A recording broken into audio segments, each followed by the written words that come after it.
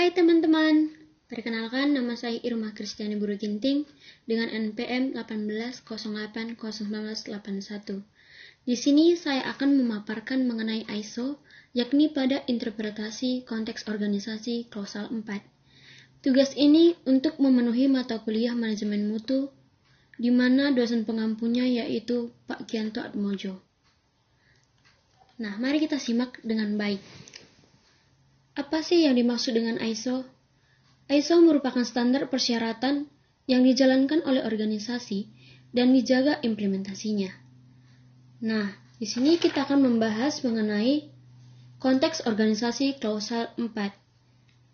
Pada konteks organisasi klausal 4 ini, dapat 4 poin penting yang harus kita laksanakan, yaitu yang pertama itu memahami organisasi dan konteksnya.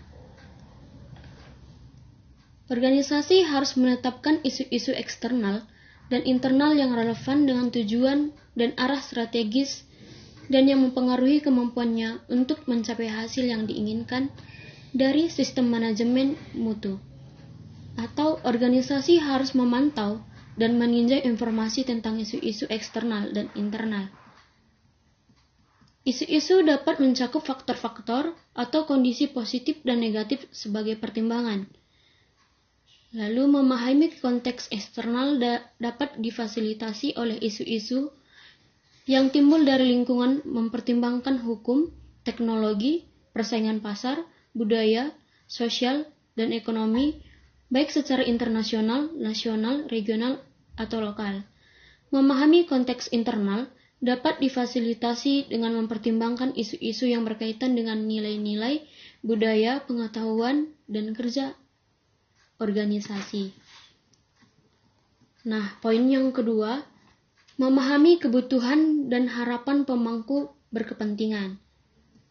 Di sini, karena efeknya atau efek potensial pada kemampuan organisasi untuk secara konsisten menyediakan produk dan layanan yang memenuhi kebutuhan pelanggan dan persyaratan hukum dan peraturan yang berlaku. Organisasi harus menetapkan syarat berikut. Yang pertama, pihak yang berkepentingan yang relevan dengan sistem manajemen mutu. Yang kedua, persyaratan dari pihak yang berkepentingan yang relevan dengan sistem manajemen mutu. Organisasi harus memantau dan meninjau informasi tentang pihak-pihak yang berkepentingan dan persyaratan yang relevan mereka. Poin yang ketiga yaitu menetapkan lingkup sistem manajemen mutu. Organisasi harus menentukan batas-batas dan penerapan sistem manajemen mutu untuk menetapkan ruang lingkup. Ketika menentukan lingkup ini, organisasi harus mempertimbangkan hal berikut. Yang pertama, isu-isu eksternal dan internal. Yang kedua, persyaratan pihak yang berkepentingan terkait. Yang ketiga, produk dan jasa organisasi. Organisasi harus menerapkan semua persyaratan standar internasional ini jika mereka berlaku dalam lingkup yang ditentukan sistem manajemen mutu. Ruang lingkup sistem manajemen mutu, organisasi harus tersedia dan dipertahankan secara informasi yang didokumentasikan. Ruang lingkup harus menyatakan jenis produk dan layanan tertutup dan memberikan justifikasi untuk setiap kebutuhan standar ini, bahwa organisasi menentukan tidak berlaku untuk ruang lingkup sistem manajemen mutu.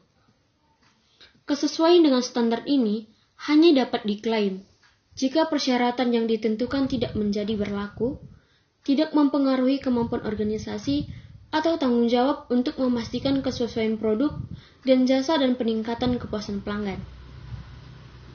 Poin yang keempat yaitu sistem manajemen mutu dan proses-prosesnya.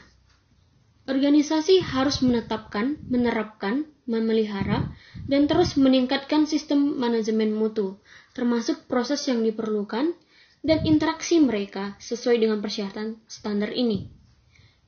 Organisasi harus menetapkan proses yang diperlukan untuk sistem manajemen mutu dan penerapannya di seluruh organisasi. Hal ini harus dipertimbangkan dengan persyaratan berikut ini.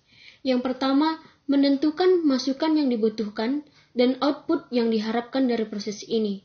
Yang kedua, menentukan urutan dan interaksi proses-proses tersebut.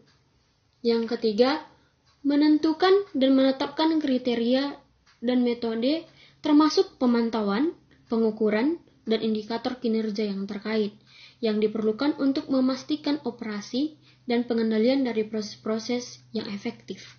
Yang keempat, menentukan sumber daya yang dibutuhkan untuk proses ini dan menjamin ketersediaan mereka.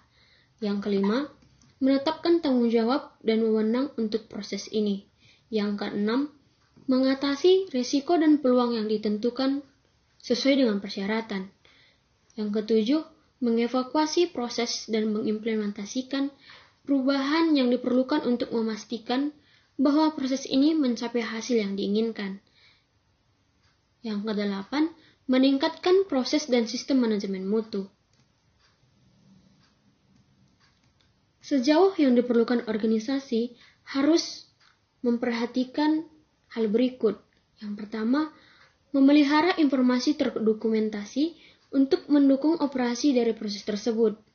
Yang kedua, menyimpan informasi terdokumentasi untuk memiliki keyakinan bahwa proses yang sedang dilakukan seperti yang direncanakan.